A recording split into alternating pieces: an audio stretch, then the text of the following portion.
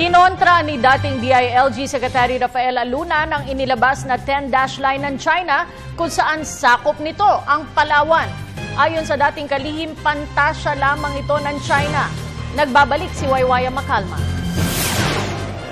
Tinawag na pantasya o fairy tale ni dating DILG Secretary Rafael Aluna III ang inilabas na 10-dash line ng China kamakailan kung saan sakop na nito ang isla ng Palawan. Anya, isang patunay nito ay ang pabago-bagong mapang inilalabas ng China na dati ay 9-dash line lamang. But the way it is going about it is wrong because to begin with, their claim of the South China Sea is very fallacious. There's no factual basis for it. I call it a fairy tale. Paninindigan ni Alunan, malaki ang tiwala ng ating bansa sa memorial sa United Nations Convention on the Law of the Sea sa kabila ng hindi pagpansin dito ng China. The judges are going to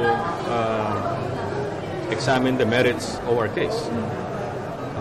And we could win that one by default.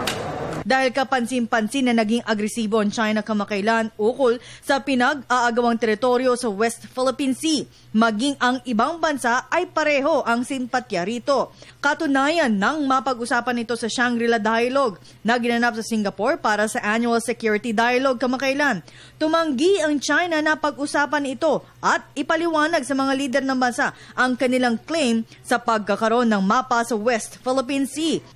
Bukod pa dyan, sila ay naging bastos habang ito ay pinag-uusapan na dapat sana'y ito ang magandang lugar na maayos na ito sa mapayapa at diplomatikong paraan.